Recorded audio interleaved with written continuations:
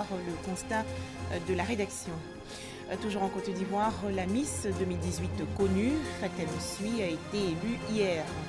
Enfin, bouleversement dans le gouvernement en Espagne, Mariano Rajoy est renversé et Pedro Sanchez prend le pouvoir. Bienvenue, bonsoir à tous. Je vous l'annonçais dans les titres, les intempéries ont fait des dégâts dans la nuit d'hier à aujourd'hui au quartier Atoban, dans la commune de Cocody. L'eau qui s'écoulait sous une forte pression a endommagé le bitume.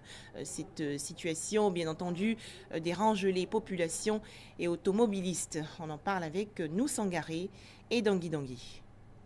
Un trou béant sur l'axe principal menant à la cité Zinsou, dans le quartier de la Riviera Atoban, dans la commune de Cocody.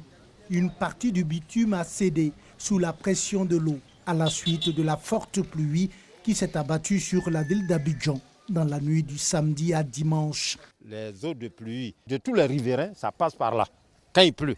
Mais cette fois-ci, c'est grave. Le pan de mur qui s'est affaissé là, c'était pas comme ça. C'était pas comme ça, depuis 2 jours. Mais la pluie de la nuit dernière, c'est ça qui a provoqué ça.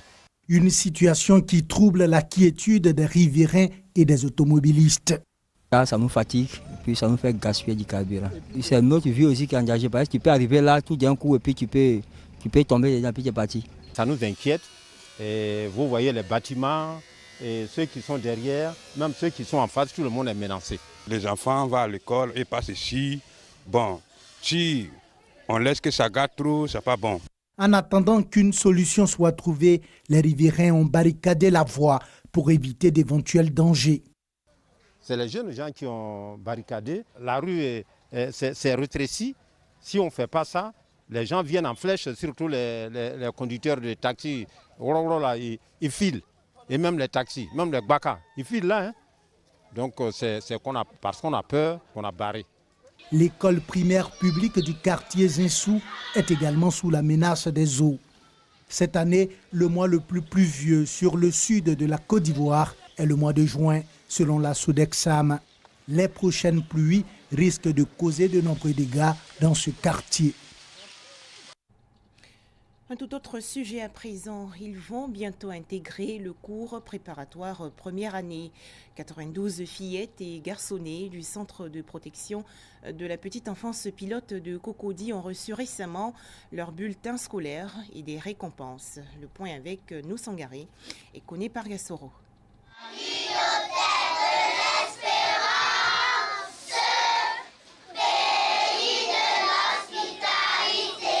Ils ont entre 3 et 4 ans. Ils connaissent déjà les 24 lettres de l'alphabet et s'illustrent bien à la lecture.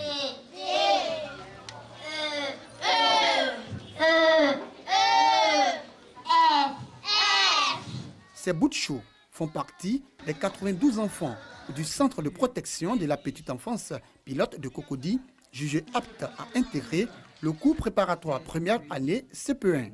Premier diplôme de fin de cycle reçu des mains de Mamadou Traoré, directeur général de l'Institut national de formation sociale. Je suis très contente aujourd'hui. Je remercie les emprunteurs. Je suis contente de partir au CP1.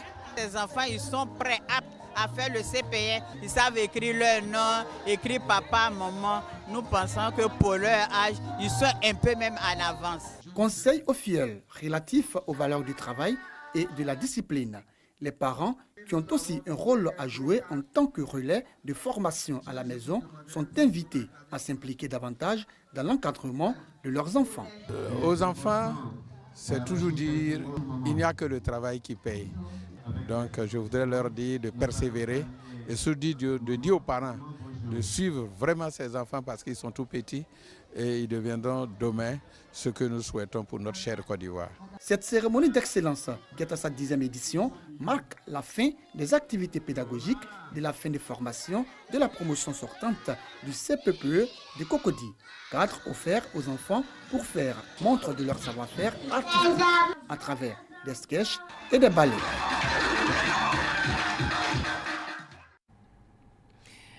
Elle représentait la région du Béquet.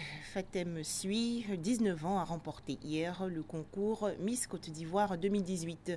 Cette jeune étudiante en communication des entreprises succède ainsi à Mandjali Agbani, Miss Côte d'Ivoire 2017. Côte d'Ivoire 2018 est la candidate numéro 7. Allure filiforme, cheveux courts naturels. Avec 1m68, Fatem Sui, la représentante de la région du Béquet, est la Miss Côte d'Ivoire 2018.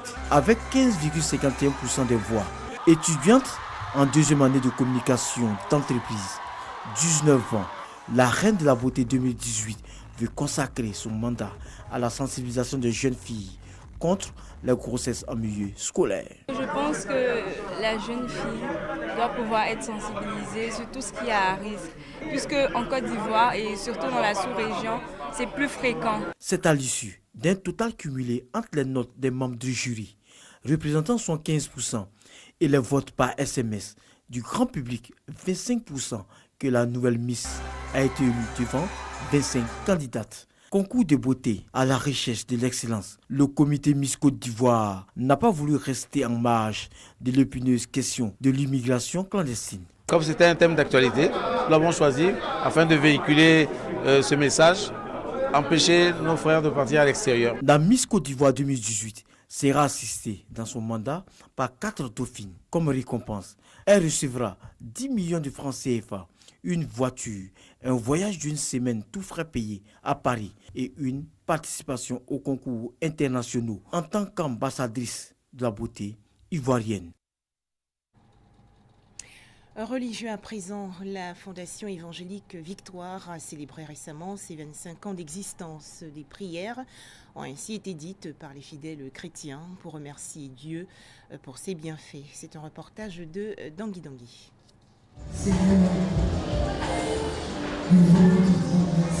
C'est dans un esprit de prière, d'adoration et de reconnaissance à Dieu que la Fondation évangélique Victoire a soufflé sa 25e bougie vendredi dernier.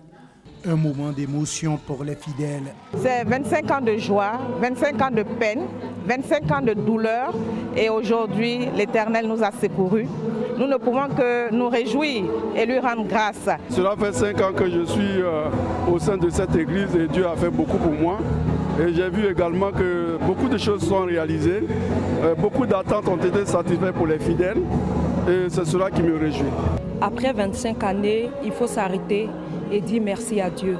Et donc c'est un sentiment de reconnaissance qui nous anime ce soir. Avec ses 25 ans, la Fondation évangélique Victoire revendique un lourd bilan matériel et spirituel et regarde l'avenir avec beaucoup d'espoir. On ne marche pas avec Dieu pour échouer. Le bilan est extraordinaire et positif. Aujourd'hui, nous avons un temple. Des hommes ont été délivrés, des femmes ont eu des enfants, des hommes ont eu du travail. Ça, c'est l'œuvre de l'Éternel. La nation a besoin de paix, l'Église est capable de donner la paix, parce que Christ est pourvoyeur de paix. La Fondation évangélique Victoire a beaucoup de projets, notamment la réalisation d'œuvres sociales en faveur des personnes défavorisées. Un drame en Tunisie, 35 corps de migrants ont été repêchés et 68 personnes secourues au large du sud du pays. Selon les autorités tunisiennes, l'identité des personnes décédées n'est pas encore connue. À noter que parmi les rescapés figurent des ressortissants ivoiriens, camerounais, maliens, marocains et tunisiens. Enfin, changement à la tête du gouvernement espagnol. Le 1er juin dernier, le conservateur Mariano Rajoy, coulé par un scandale de corruption, a été renversé par le Parlement après plus de 6 ans au pouvoir. Il est ainsi remplacé par le socialiste Pedro Sanchez. Les explications de Dangui Dangui. D'où vient cette émotion de censure? Espagne, Mariano Rajoy, poussé vers la sortie. Tout est parti de l'affaire Gürtel. Un scandale de corruption qui a largement affaibli le chef du gouvernement. En 2009, un système de corruption impliquant des responsables politiques issus du Parti populaire est dévoilé par le journal El País. Après enquête, la justice découvre des relations entre des chefs d'entreprise et des élus qui attribuaient des marchés publics en échange d'argent, de cadeaux ou de diverses faveurs. Jeudi 24 mai, plusieurs cadres du PP sont condamnés par le tribunal espagnol chargé des affaires les plus graves. La justice reproche aux condamnés d'avoir participé à un authentique et efficace système de corruption institutionnelle au travers d'un mécanisme de contrat public entre 1999 et 2005. 3 d'entre eux, dont l'ex-trésorier du parti, Louis Barcedas, ont écopé de peines de prison allant jusqu'à 51 ans. L'ancienne ministre de la Santé, Ana Mato, et le parti ont été condamnés à rembourser près de 300 000 € indûment perçus. Cette condamnation affaiblit davantage Mariano Rajoy, dont le témoignage pendant le procès a été qualifié de peu crédible par les juges. Le lendemain de la décision de justice, le chef de l'opposition, Pedro Sanchez, secrétaire général du Parti socialiste, PSOE, a déposé une motion de censure à l'encontre du gouvernement. Comment Mariano Rajoy est poussé vers la sortie? Les analystes politiques accordaient à cette motion très peu de chances d'aboutir. Mais le vent a tourné et d'autres partis annoncent leur soutien à la motion.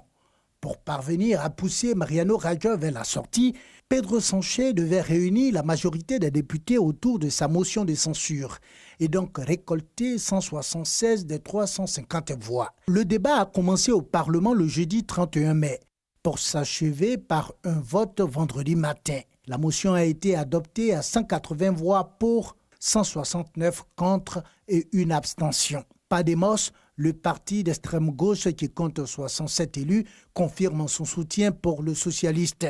La gauche indépendantiste catalane aussi annonce son soutien. Le PSOE, Podemos, ERC et plusieurs autres partis régionalistes réunissent ainsi un total de 175 voix, selon les décomptes mercredi 31 mai. Toujours insuffisant pour valider la motion de censure. Mais coup de théâtre jeudi, le parti nationaliste basque, PNV, a voté en faveur de la censure contre Mariano Rajoy, apportant les 5 voix nécessaires pour obtenir la majorité absolue. Afin de convaincre le PNV, Pedro Sanchez a assuré qu'il ne toucherait pas au budget voté la semaine dernière, prévoyant des largesses financières pour le pays basque. Et maintenant, il se passe quoi? Après des tractations intenses avec les partis de tous bords et des concessions parfois chères payées, Pedro Sanchez devient donc le nouveau chef de gouvernement. Il a réussi à réunir autour de sa candidature suffisamment de soutien. Le responsable socialiste est amené à gouverner jusqu'à la fin de la législature, soit en juin 2020. Toutefois, la situation est loin d'être idyllique pour le chef du PSOE. Certains analystes estiment qu'avec une majorité Frankenstein, le Parti socialiste serait incapable de gouverner. Pour tenter de reconstruire une majorité, Pedro Sanchez pourrait donc décider de convoquer des élections anticipées, mais seulement après avoir gouverné quelques mois, a confirmé l'une de ses porte-paroles, Carmen Calvo.